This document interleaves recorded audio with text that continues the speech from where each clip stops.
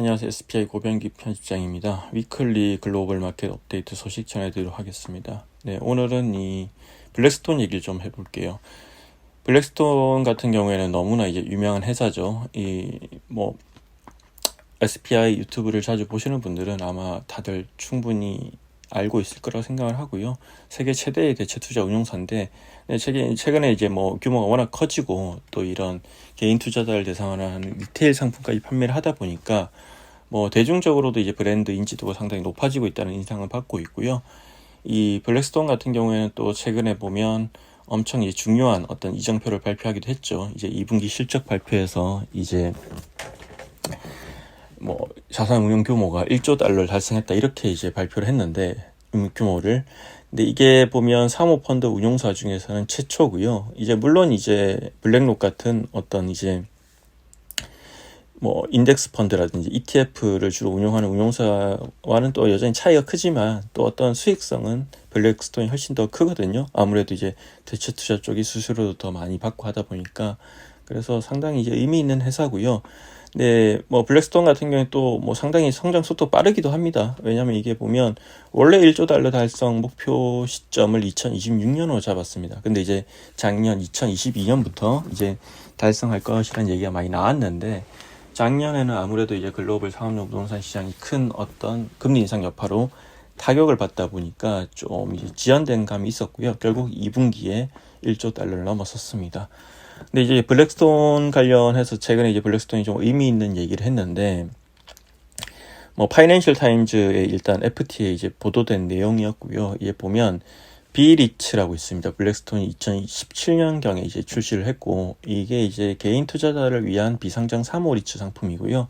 이 기관 투자자에서 이제 거둔 성공을 개인들로까지 이렇게 가져가려는 어떤 그런 전략의 핵심 상품입니다. 그래서 이제 이거는 이제 부동산에 투자를 하는데 이후에 또 미국 유럽판 비리츠라든지 그리고 인프라에 투자하는 어떤 리테일 상품까지 출시하면서 이런 쪽을 되게 확대를 하고 있고요.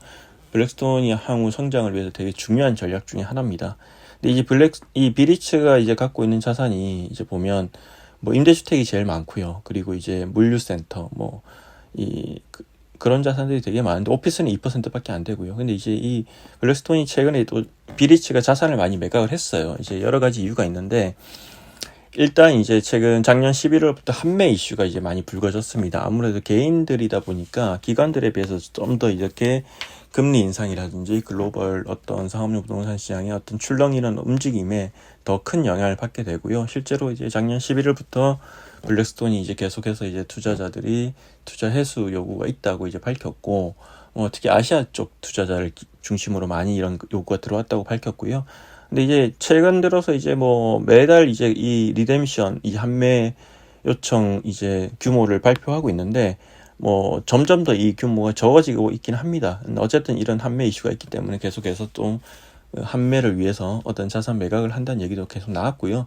또 한편으로 보면 이제 지금 미국에서는 이제 오피스가 상당히 이제 거래가 되기 힘든 상황인데 또 비리츠가 이제 그렇다고 해서 투자자들이 아무것도 안 할 수는 없잖아요. 근데 이제 비리츠가 들고 있는 자산들이 주거라든지 물류센터 같은 자산들이 많고 이쪽 관련해서는 이제 펀더멘털이 상당히 이제 좋은 섹터이기 때문에 거래가 상대적으로 용이하고 그러면서 이 자산을 많이 매각하고 있다는 얘기도 들렸고요.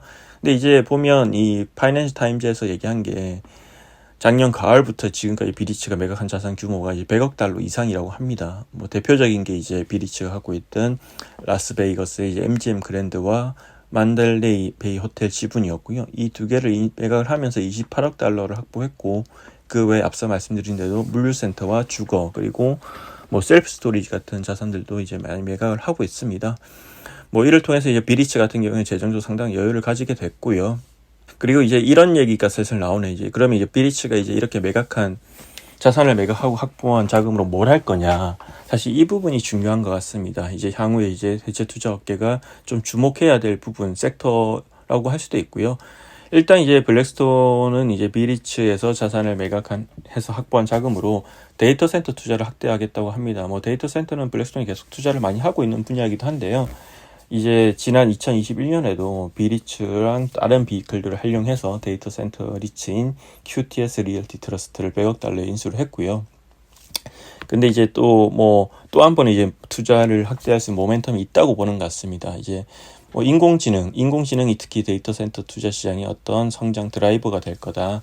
거기 그 인공지능 덕분에 일생일대의 기회가 열릴 거다. 이렇게 이제 판단하고 있는 거로 보이고요.